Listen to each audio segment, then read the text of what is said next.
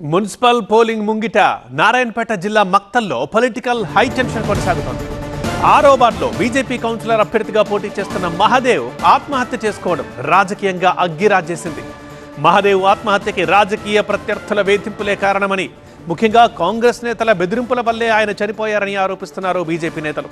ఈ అంశంలో పోలీసుల విచారణ మొదలైనప్పటికీ కుటుంబ సభ్యులు బీజేపీ నేతల ఆరోపణలతో దుమారం రేగుతోంది. నామినేషన్ వేసినప్పటి నుంచి మహాదేవ్ని ప్రత్యర్థులు భయభ్రాంతులకు గురి చేశారని కుటుంబ సభ్యులు ఆరోపిస్తున్నారు. అయితే మహాదేవ్ మృతిపై ప్రత్యర్థులు చేస్తున్న ఆరోపణని తిప్పికొట్టారు మంత్రి వాకిటి శ్రీహరి. బీజేపీ నాయకులు శవ రాజకీయం చేస్తూ లబ్ధి పొందేందుకు ప్రయత్నిస్తున్నారంటూ మండిపడ్డారు. ఈ కేసులో లోతైన విచారణ జరగాలన్న మంత్రి తప్పు ఎవరు చేసినా శిక్ష పడాల్సిందేనని స్పష్టం చేశారు.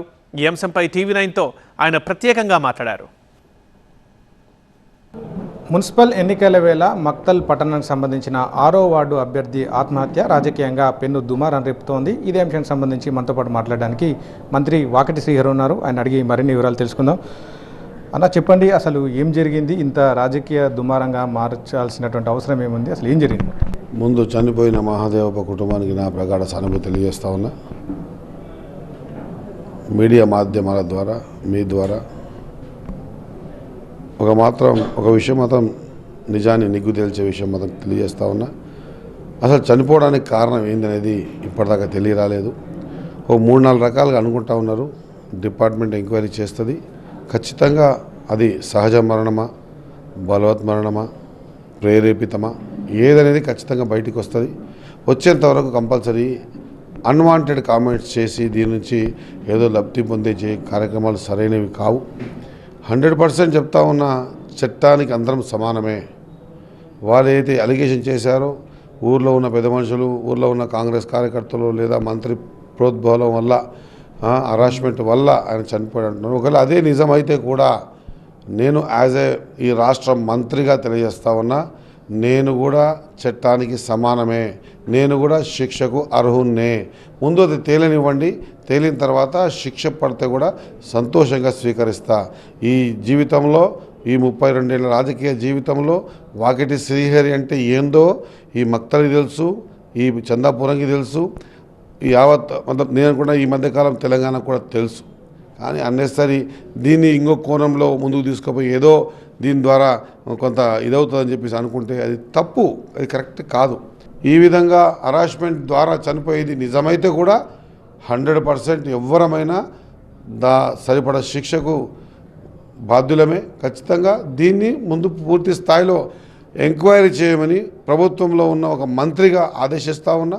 నేను ఇదివరకు ఎస్పీ గారికి చెప్పిన ఖచ్చితంగా దీనిలో లోతైన విచారణ జరగాల. ముఖ్యంగా నామినేషన్ వేసినప్పటి నుంచి కూడా ఈ ఒత్తిడి అలాగే ఈ వేధింపులు అనేది కొనసాగుతున్నాయి. ప్రధానంగా కాంగ్రెస్ పార్టీకి చెందినటువంటి వారు కావచ్చు, మంత్రి వాకిటి శ్రీహరి కూడా ఇందులో పేరు కానీ ప్రధానంగా ఆరోపణలు వినిపిస్తున్నాయి. దీనికి ఎలాంటి?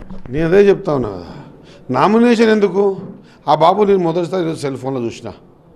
ఒకవేళ ఆ బాబుతో నేను గతంలో కూడా మాట్లాడి ఉంటే, నామినేషన్ కూడా వద్దు, గతంలో నా ఫోన్తో ఆయన మాట్లాడింటే, ఆయన నాకు ఫోన్ చేసి ఉంటే, నామినేషన్ వేసినప్పటికీ ఈ క్షణం వరకు కూడా ఆయన ఫోన్ ద్వారా నాకు ఏదైనా ఫోన్ వచ్చి ఉంటే, నా ఫోన్ ద్వారా ఆయనకి ఏదైనా ఫోన్ పోయి ఉంటే నేను శిక్షార్హున్నే. ముఖ్యంగా ఎఫ్ఐఆర్ నమోదు విషయంలో కూడా ఆ చనిపోయినటువంటి వ్యక్తి కూతురుతో ఓటమి భయంతో ఈ ఆత్మహత్య చేసుకున్నాడు అన్నటువంటి కంప్లైంట్ను స్వీకరింపజేశారు పోలీసులు. దీని వెనుకాల మంత్రి కావచ్చు, మిగిలినటువంటి కాంగ్రెస్ నేతలు ఉన్నారనేది బీజేపీ నేతల ఆరోపణ.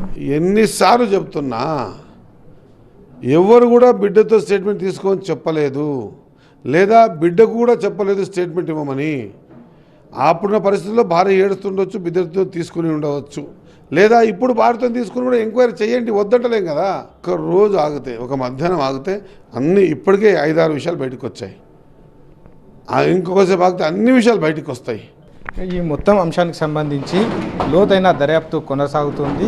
ఒకవేళ తాను తప్పు చేసినట్టు రుజువైతే ఏ శిక్షకైనా నేను సిద్ధంగా ఉంటానని మంత్రి వాకిటి శ్రీహరి అయితే చెప్తా ఉన్నారు. కానీ అప్పటి వరకు ఈ రకంగా అసత్య ప్రచారాలు మాత్రం చేయవద్దని ఆయన కోరుతున్నటువంటి పరిస్థితి అయితే కనిపిస్తోంది. కెమెరా పర్సన్ అంజితో, శివకుమార్, టీవీ9 మక్తల్ నుంచి.